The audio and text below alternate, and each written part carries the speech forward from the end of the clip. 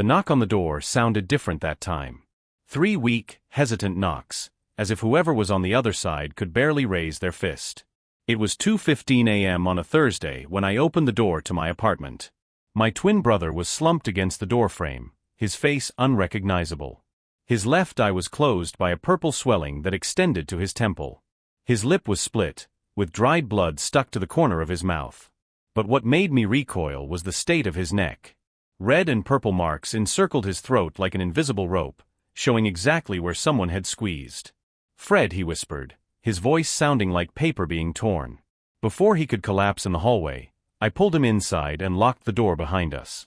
"My name is Fred Thompson, I'm 31 years old, and I had just seen my twin brother more destroyed than I ever thought possible.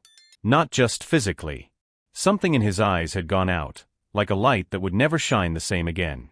"Who did this to you?" I asked, guiding him to the sofa. He didn't answer. He just cried. Deep, desperate sobs that shook his whole body. I already knew the answer. For the past 6 months, something had been wrong with my brother. Cole had always been the kinder of the two of us. He saw the best in people and believed that everyone deserved a second chance. I became a martial arts instructor. Cole became an accountant. Perfect for our personalities, right? Until he got that job at Morrison & Associates. I met Richard Morrison at a company party Cole took me to last year. 42 years old, successful, from a wealthy family, founding partner of one of the largest accounting firms in town. He made a point of greeting all the employees personally at that party. But there was something in his eyes when he looked at Cole. Something possessive. As if my brother were property he had acquired, not an employee he respected. I told Cole about my concerns the next day. Big mistake. He got defensive. He said I was being overprotective, that I didn't like seeing him finally succeed. We had our first real fight in our lives. Cole stopped calling me as often after that.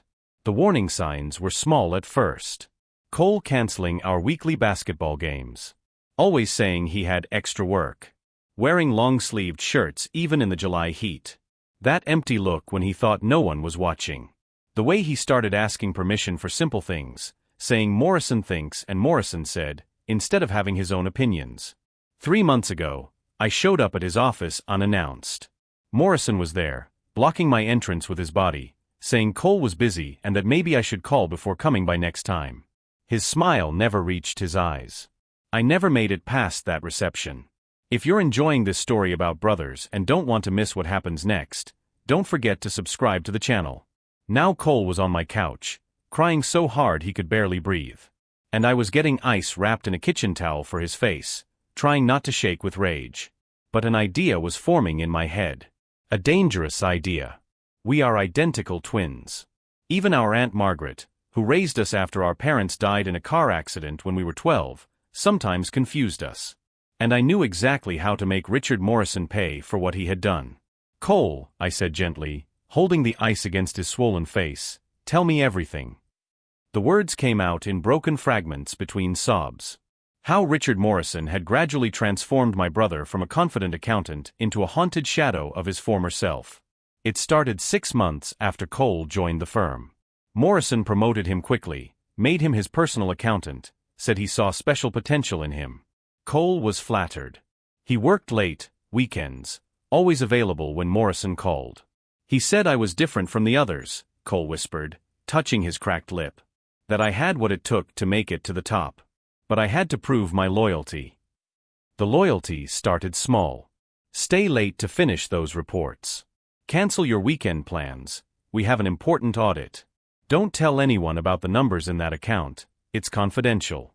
Then came the personal rules. Morrison decided when Cole could go out to lunch. Who he could talk to in the office. What clothes he should wear, because the company's image was at stake.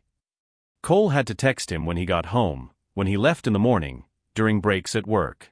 He said it was mentoring, Cole explained, his voice still weak.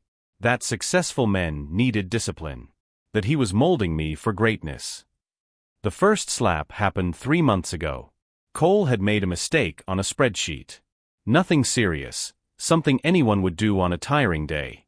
Morrison called him into his office, closed the door, and slapped Cole across the face. "You're being paid to be perfect," Morrison had said calmly, as if he had just delivered a memo. "Mistakes are disrespectful. Disrespect has consequences." Cole was shocked. But Morrison immediately changed his behavior. He apologized, said he was under pressure, that Cole was like a son to him. He gave Cole a bonus to buy new clothes. He said it would never happen again. It happened again the following week. This time because Cole was 2 minutes late. Then because he forgot to confirm a meeting. Then because Morrison simply had a bad day and needed to take it out on someone. He always apologized afterward, Cole said, looking at his hands. He always had an explanation.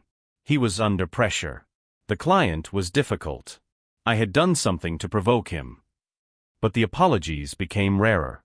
The justifications became more elaborate. Morrison started saying that Cole was weak, that he needed to toughen up if he wanted to succeed in the business world. That real men could handle pressure without complaining. He started controlling Cole's money too.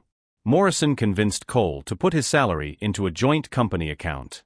For tax purposes, he said. Cole could only access the money with approval. Morrison decided how much Cole could spend, on what, and when. I was essentially working for free, Cole admitted.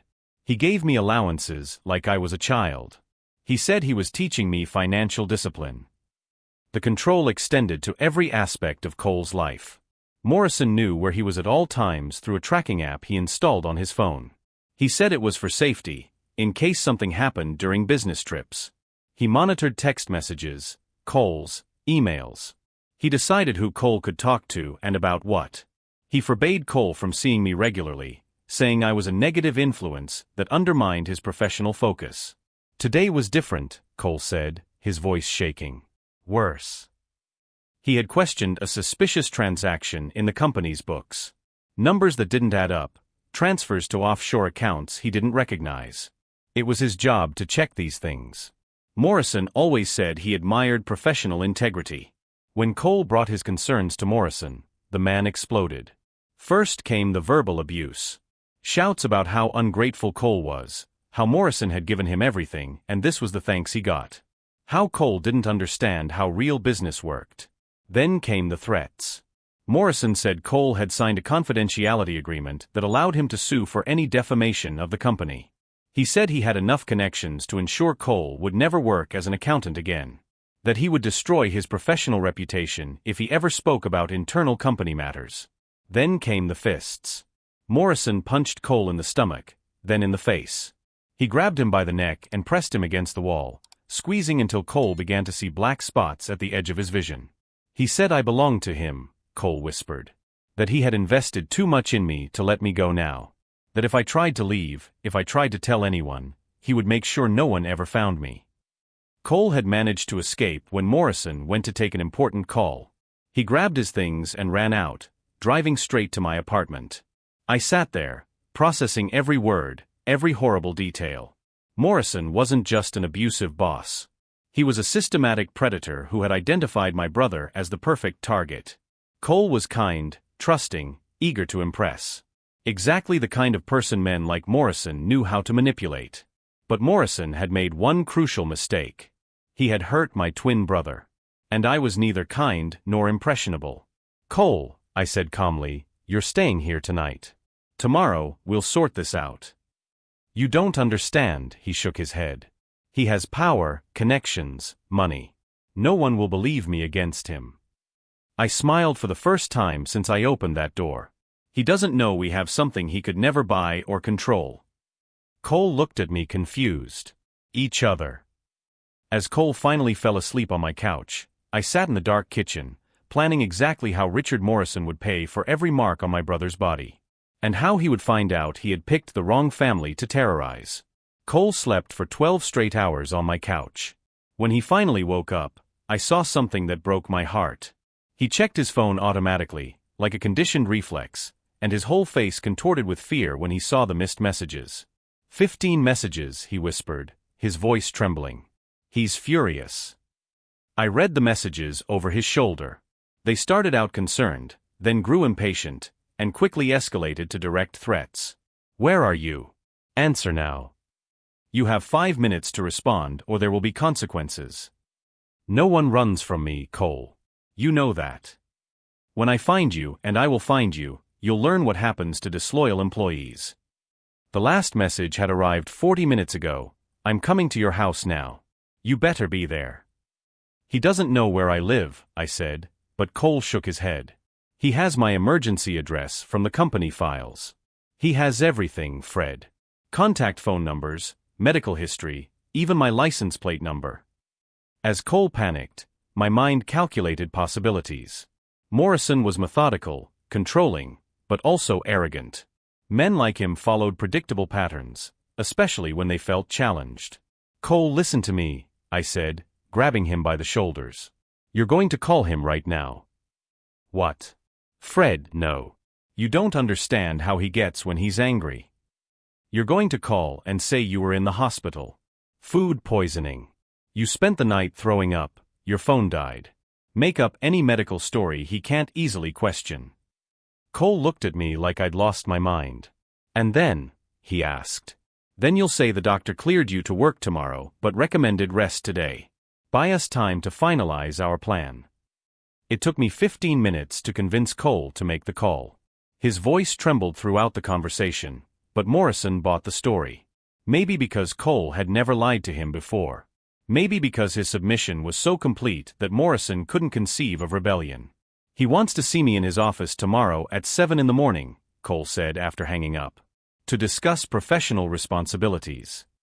I knew that tone. It was the same one martial arts instructors used before punishing students who had broken dojo rules.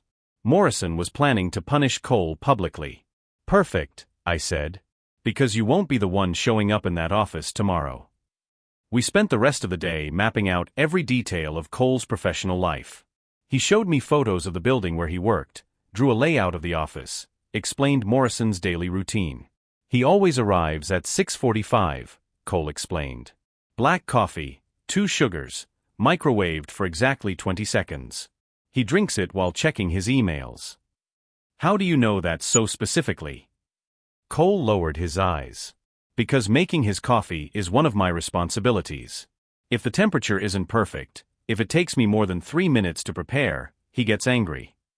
Every new detail Cole revealed increased my anger. Morrison had turned my brother into a personal servant, not a professional accountant. Does he have cameras in the office? I asked. Several. But he doesn't record audio, only video. He says it's for security, but I know it's to watch me. Even better, I said. Video without audio means he'll see Cole working normally. He won't hear our actual conversation. Cole taught me the access codes to the building, where Morrison kept important documents, which computer Cole used. More importantly, he taught me how Morrison expected him to behave. Always keep your eyes down when he's talking, Cole instructed. Never interrupt, even if he's wrong about something. Always apologize first, explain later. How can you stand it? I asked. You get used to it, he said simply. It gets easier when you stop fighting. Those words disgusted me. Not because Cole was weak, but because Morrison had systematically broken my brother's spirit until submission seemed normal. Around 3 in the afternoon, Cole received another message. I hope you are resting properly. We have a lot of work to make up for tomorrow. Don't disappoint me again. He's being kind, Cole said, but I saw the relief and terror mixed in his eyes. That means he believes my excuse. Or he's saving his anger to unleash on me in person tomorrow. Cole turned pale. Fred, maybe this is a bad idea. If he finds out you're not me, if he notices any difference. He won't notice, I said with more confidence than I felt. We're identical, Cole. Even our Aunt Margaret used to confuse us. But you don't know all the little details. The way he expects me to organize papers, where I put specific objects, how I answer certain questions. Cole was right.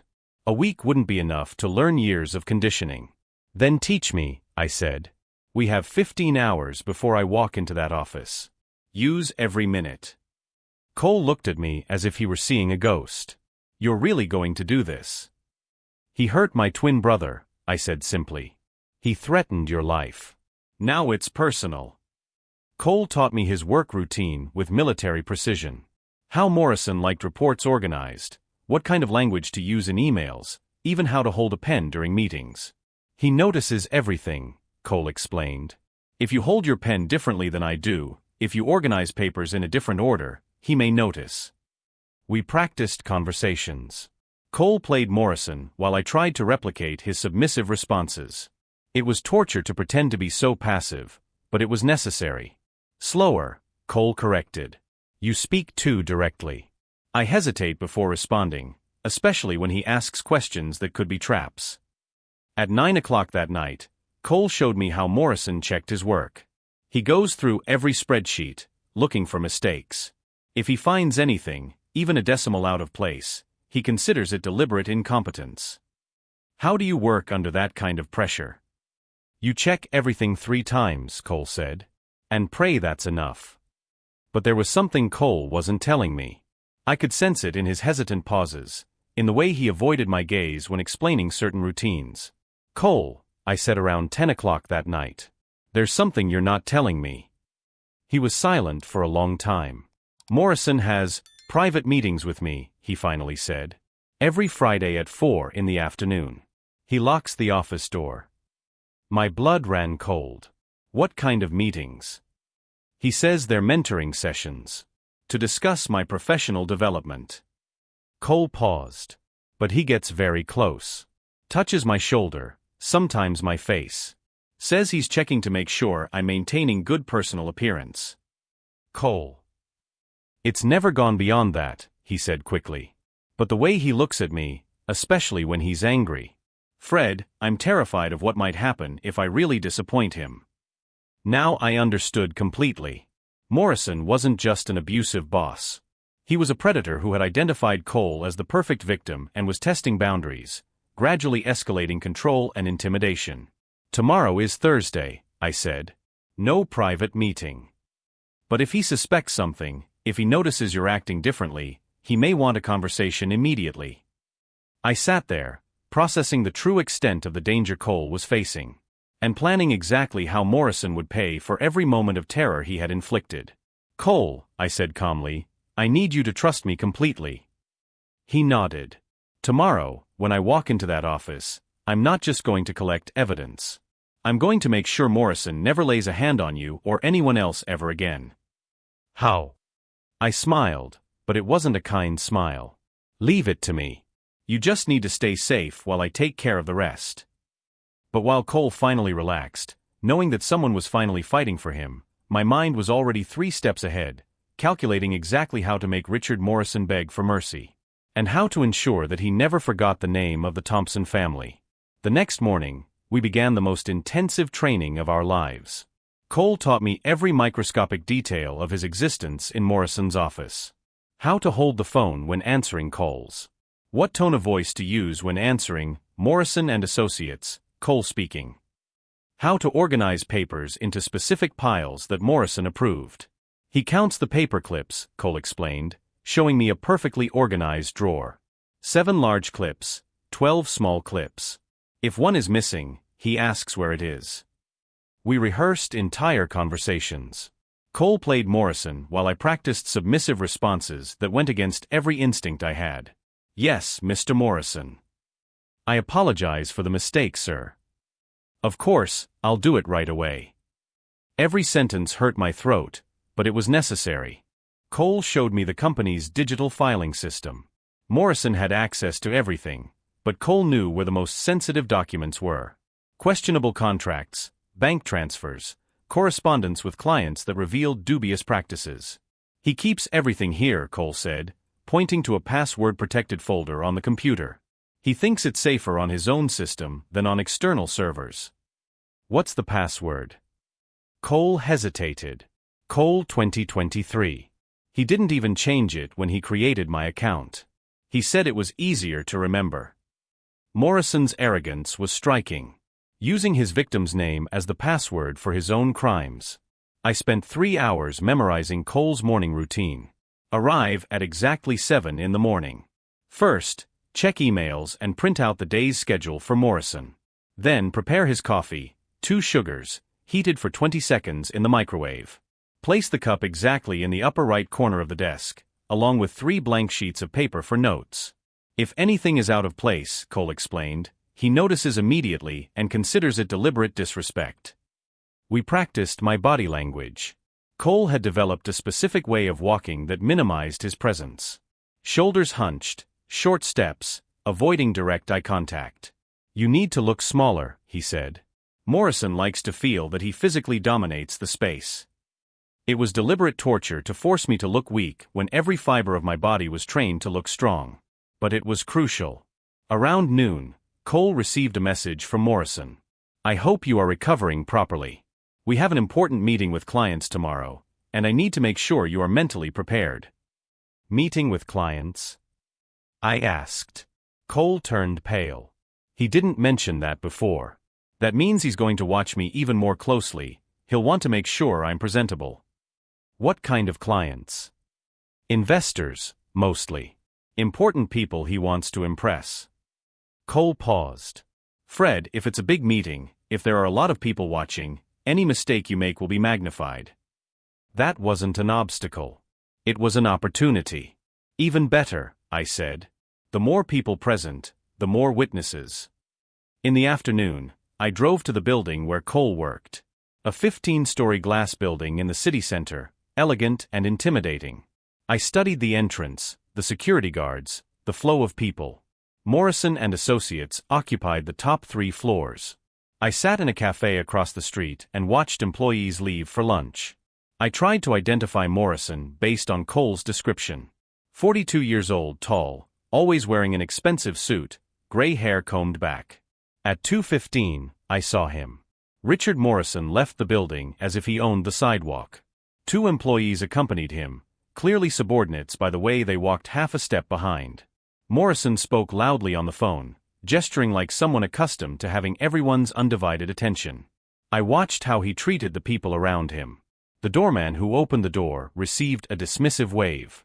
The waitress at the restaurant he entered was treated impatiently when she didn't bring his water quickly enough. A man accustomed to treating others as accessories to his convenience. I returned home with a clearer understanding of the enemy I would face. If you are following this story of brothers and want to find out how the revenge unfolds, don't forget to subscribe to the channel because the twist that is coming is epic. That night, Cole and I refined the final details. He gave me his wallet, access card, and car keys. More importantly, he handed me the cell phone that Morrison constantly monitored. He checks my phone every night, Cole explained. He goes through messages, calls, even browsing history. If he finds anything suspicious. He won't find anything suspicious, I promised. Cole taught me how Morrison liked reports to be formatted. Specific fonts, exact margins, even how to sign documents with a blue pen, never black. It sounds like OCD, I observed. It's not OCD, Cole said calmly. It's control. Every little rule is a way to remind me who's in charge. At 9 o'clock that night, Cole received another message. Be in the office tomorrow at 6:45. I want to review your reports before the client meeting. 15 minutes earlier than usual. He's testing me, Cole said. He wants to see if I'll question the change in schedule or just obey. And what would Cole normally do? Obey without question and arrive 10 minutes early, just to be safe. Perfect. That would give me extra time to access his system before he arrived. At midnight, we finished our preparations. Cole gave me a long, tight hug. Be careful, he whispered. He's most dangerous when he feels threatened. He hasn't seen anything yet, I replied. Cole drove to our Aunt Margaret's house, 2 hours away. He would stay there until I finished what I had started. Alone in my apartment, I reviewed everything one last time. The transformation in the mirror was unsettling. With Cole's clothes, his submissive posture, even mimicking his facial expressions, it was hard to tell where Fred ended and Cole began. But beneath the victim's appearance, I knew exactly who I was. I set 5 alarms for 5:15 a.m. In a few hours, I would enter Morrison's territory. Not as Cole, the intimidated accountant, but as someone Morrison would never expect to face. Someone who knew how to fight back. Morrison had spent 2 years systematically breaking my brother's spirit. Tomorrow he would find out what happened when he tried to break someone who wouldn't break. And when I was done with him, Richard Morrison would never lay his hands on an employee again. Because at 6:45 a.m., he would be facing the wrong brother. At 6:35 a.m., I parked Cole's car in the exact spot where he always parked. Third row, fourth space, far enough from the building that Morrison wouldn't notice my arrival, but close enough that it wouldn't look suspicious. I took a deep breath, checking my reflection in the rearview mirror one last time. With Cole's clothes, his hunched posture, even mimicking his worried expression, the transformation was unsettling. Our own mother wouldn't be able to tell us apart. The building was quiet when I entered. Only the night security guard at the front desk, who barely looked up when I swiped my access card. I went up to the 13th floor, where the Morrison and Associates office was located. The automatic lights came on when I entered Cole's work area. Everything was exactly as he had described. The desk was obsessively organized, the computer positioned at the exact angle, the chair adjusted to the specific height that Morrison approved. I turned on the computer and logged into the system using Cole's credentials. 6:42 in the morning. 3 minutes before Morrison arrived. Enough time to start the first download.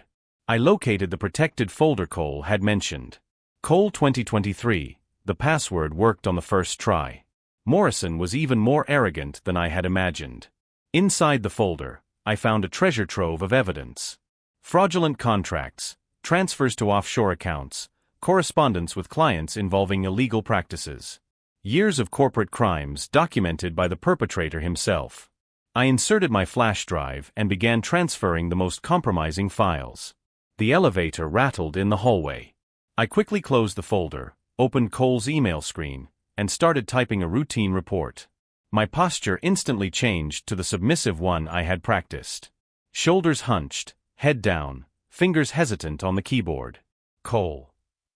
Morrison's voice cut through the silence like a knife. "Good morning, Mr. Morrison," I replied without looking up, just as Cole had taught me. Morrison stopped beside my desk. I could feel his eyes scanning me, looking for anything out of place. "You seem different today," he said casually, but there was a sharp edge to his voice. More tense. "I apologize, sir. I'm still recovering from food poisoning." "Of course." He walked away. "Make my coffee. And print out the agenda for the investor meeting." I stood up with the careful movements Cole had shown me. In the kitchen, I prepared the coffee exactly as Morrison liked it. 2 spoons of sugar, heated for 20 seconds in the microwave. My hands trembled slightly, not from fear, but from contained anger. When I returned to his office, Morrison was leafing through documents, taking notes with his usual blue pen. "Put it there," he said without looking up, pointing to the exact corner of the desk where Cole always left the coffee. I positioned the cup perfectly. Morrison took a sip, studied me for a few seconds. "Sit down," he ordered. I sat in the chair across from his desk, maintaining Cole's submissive posture. "Cole," Morrison began, his voice taking on that fake mentor tone Cole had described, "you understand how much I've invested in you, don't you?" "Yes, sir." "Not just financially. Emotionally. Personally." He leaned forward. "You're like a son to me. That's why I'm so disappointed when I see questionable behavior." My blood ran cold. "He suspects something." "I don't understand, sir." "Last night, while checking our security systems, I noticed something interesting." Morrison opened a folder. "Someone accessed confidential files from your workstation computer. At 2:15 a.m. Shit. Cole had given me remote access, but hadn't mentioned that Morrison monitored system logs. "Sir, I was at the hospital last night." "I know where you were," Morrison interrupted, his voice turning dangerous. "The question is, who else has your passwords?" I thought quickly. Cole had taught me that Morrison respected only total submission. "No one, sir." "Maybe it's a system error? Sometimes the logs record incorrect times when there's maintenance." Crack. Morrison's hand flew across the table and connected with my face. Pain exploded across my cheek, but something else happened. Something Morrison didn't expect. I didn't cry. I didn't cower. I didn't immediately apologize. Slowly, I turned my head back to face him. My eyes weren't Cole's. Frightened, submissive, broken. They were mine. Cold, calculating, dangerous. That was your first and last chance to hit me, I said calmly. Confusion crossed Morrison's face for exactly 2 seconds. Then came anger. Who the hell do you think you are to talk to me like that? He stood up, his voice rising. I can destroy your career with one phone call. Wrong, brother, I said, standing up too. Morrison stopped talking. His eyes widened as realization hit him. Fred, he whispered. Surprise. He took a step back, but then his expression changed again. This time to something predatory. Where's Cole? What are you guys planning? Cole is safe. Far away from you. Morrison laughed, but it was a humorless sound. You don't understand who you're messing with. I have lawyers, connections, power you can't even imagine. He moved closer. And now you've broken into my office, impersonated my employee, accessed confidential files. That's a federal crime. You're right, I said calmly. If I didn't have evidence of everything you did to my brother. I showed him my phone. The red recording light was flashing clearly. That means nothing, Morrison said, but I saw the first glimmer of uncertainty in his eyes. You assaulted me, forced me. I assaulted you? I interrupted. Interesting theory. Especially considering the security cameras showed you hitting me first. Morrison automatically glanced at the cameras in the corner of the office. Cameras he himself had installed to monitor employees. He began, then stopped. Go on, I said, moving closer to him. Finish that sentence. Tell me what you really think of your employees. Of Cole specifically. I don't have to explain anything to you. Actually, you do. I took the flash drive out of my pocket and showed it to him. Because I just downloaded 3 years of your financial crimes. Illegal transfers, tax fraud, money laundering. All documented in your own files. Morrison's face went white. You can't prove anything. I can prove everything. I moved closer. But here's my offer. Confess what you did to Cole. Every beating, every threat, every moment of abuse. Say it to this recording, and maybe I'll consider not sending these financial files to the FBI. Morrison tried to move toward the door, but I blocked his path. Get out of my way, he roared. Security. Security is downstairs, I said calmly. And these offices are soundproof. You installed that yourself, remember? So no one could hear you yelling at the employees. The realization hit Morrison like a train. He was alone, trapped, without his usual armor of power and intimidation. Now, I said, holding the phone closer, let's talk about what you did to my brother. Morrison tried once more to move toward the door, but I positioned myself between him and the exit. His eyes darted frantically, searching for escape routes that didn't exist. You want a confession? Morrison laughed, but the sound came out forced, desperate. Fine. Your brother is weak. Pathetic. He begged for approval like a starving dog. I just gave him the structure he needed. Structure. I repeated calmly. Discipline. Order. Responsibility. Morrison straightened his shoulders, trying to regain his usual arrogance. Cole was a mess when he got here. No direction, no focus. I turned him into something useful. You turned him into a victim. I turned him into a man. Morrison exploded.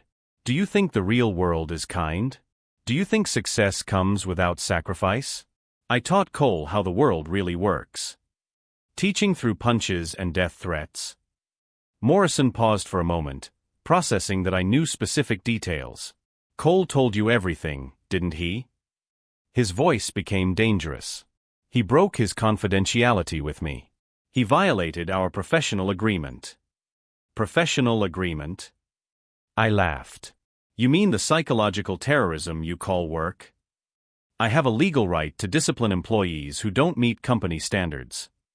Legal right to beat them? To threaten to kill them? Morrison was quiet for a few seconds, his eyes calculating some exit strategy. None of this will hold up in court, he said finally. My word against that of an unstable employee who clearly has family problems. Who do you think a jury will believe? How about the word of the perpetrator himself? I showed him the recording phone again. Morrison had just confessed to abuse, called Cole weak, and admitted that he considered violence an acceptable form of professional discipline. That was obtained illegally, he said, but his voice was losing strength. Coercion. Trespassing. Any competent lawyer will make this disappear. Maybe, I said. But what about the financial files I downloaded?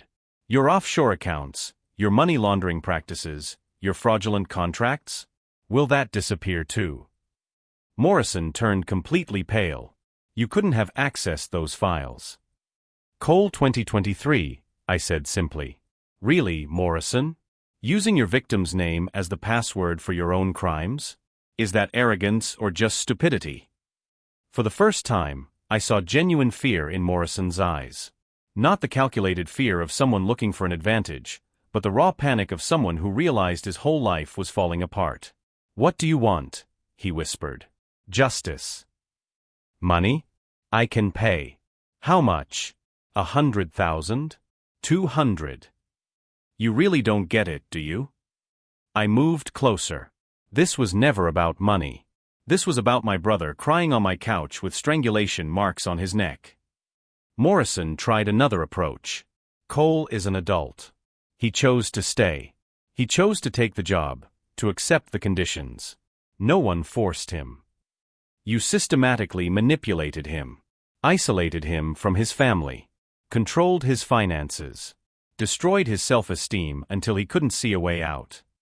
That's ridiculous. Cole had free will. Free will. I laughed bitterly. When you threatened to destroy his career if he talked to anyone. When you made him ask permission to use his own money. When you put tracking apps on his phone. Morrison didn't respond. Here's what's going to happen, I continued. You're going to sit down, call your lawyer, and explain to him that he needs to prepare for multiple federal charges. Fraud, money laundering, terrorist threats, assault, workplace harassment. You can't prove any of that. I smiled for the first time in days. Actually, I can prove all of that. It was at that moment that I heard voices in the hallway. Morrison's office? It's to the left, gentlemen. Morrison and I looked at the door at the same time.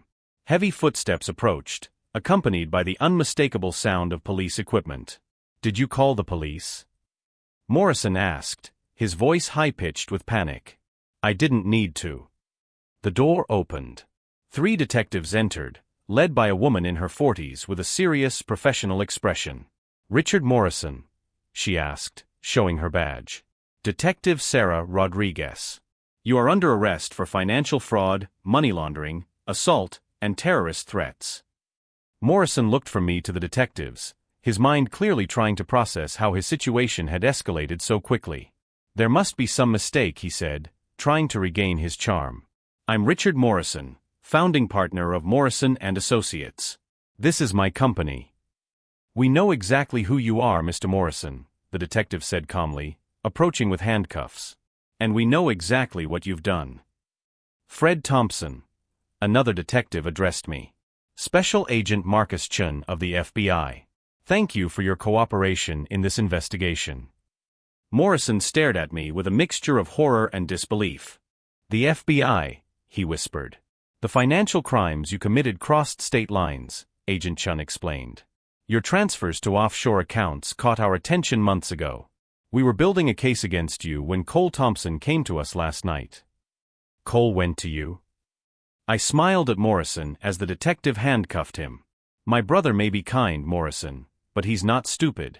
When you threatened him yesterday, when you put your hands around his neck, he finally realized he needed professional help. Besides, Agent Chin added, Cole worked as an accountant here for 2 years.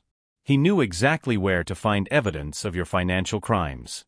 The recordings we made today were just the finishing touch. Morrison collapsed. All his arrogance, all his carefully constructed control, evaporated in seconds. He was no longer the powerful predator who terrorized employees. He was just a middle-aged man in handcuffs, facing the complete collapse of his life. You can't do this to me, he said weakly. I have rights. I have lawyers. You're going to need them, Detective Rodriguez said, leading him to the door. Because based on the evidence we have, "You're going to be busy for a very, very long time." When the officers left with Morrison, I stood alone in the office for a few moments. I looked around the space that had been Cole's prison for 2 years. The obsessively organized desk, the surveillance cameras, the suffocating atmosphere of control. I took out my phone and called Cole. "It's over," I said when he answered. Silence on the other end of the line. Then finally, his broken voice. "Is it really over?" "Morrison is in jail. The FBI has enough evidence to keep him locked up for decades. You're free, Cole." I heard my brother cry, but this time they weren't tears of terror. They were tears of relief. 3 months later, Cole and I were sitting on the deck of Aunt Margaret's house, watching the sunset. Cole was different. Still gentle, still kind, but there was a strength in his eyes that hadn't been there before. The strength of someone who had faced the worst and survived. "Morrison got 25 years, I said, reading the notification on my phone. "No possibility of parole for 15 years. Cole nodded quietly. "What about the other employees?" 16 people came forward after his arrest. Similar stories. Abuse, intimidation, financial blackmail. "Apparently, you weren't the only one." "I feel bad I didn't speak up sooner," Cole said. "Maybe I could have spared others." "Cole," I said firmly, "you were surviving. You did what you needed to do to stay alive. There's no shame in that." He smiled, and for the first time in months, it was a genuine smile. "Thanks for fighting for me, Fred." "Always," I said. "We're brothers. That's our first law." Cole started his own accounting firm 6 months later. He specialized in helping small businesses and startups, people who needed honesty and integrity, not intimidation. His company thrived because Cole treated his clients like people, not property. As for me, I continued with my martial arts classes, but I added a special program. Free classes for people who had suffered abuse in the workplace or toxic relationships. Teaching people to defend themselves physically, but more importantly, to recognize their own worth. Morrison's story spread through the local business community as a warning. Other executives who used similar intimidation tactics began to modify their behavior. No one wanted to be the next to face a federal investigation for employee abuse. If you're following stories like this about family, justice, and people who refuse to accept injustice, don't forget to subscribe to the channel. Because I believe we all deserve a second chance, but predators deserve consequences. 2 years later, I received a letter in prison. Morrison was writing to express his regret and ask for forgiveness and understanding. He had found religion and wanted to make amends to the people he had accidentally hurt. I tore up the letter without finishing it. Cole asked me later if I felt bad for not giving Morrison a second chance. "Cole," I said, "forgiveness is for people who genuinely recognize the harm they've done and work to repair it. Morrison isn't sorry. He's inconvenient."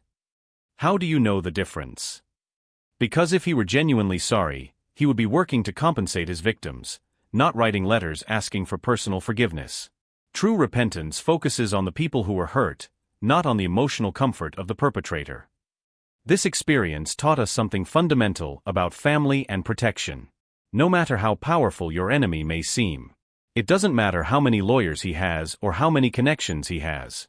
If he messes with your family, if he hurts someone you love, you find a way to make him pay. But more importantly, we learned that true strength doesn't come from intimidation or control. It comes from people who support each other, who fight for each other, who refuse to allow predators to operate in the darkness. Morrison thought he could break Cole because my brother was kind. He didn't realize that kindness is not weakness. And he definitely didn't realize that messing with one twin means messing with both. The last I heard about Morrison, he was working in the prison laundry for $1.20 an hour. He who always despised manual labor, who believed he was above menial tasks. Cole? Cole just bought his second house. A house where he makes the rules, where no one monitors his movements or controls his finances. And me? Well, I discovered that protecting the people I love isn't just a family responsibility. It's a calling.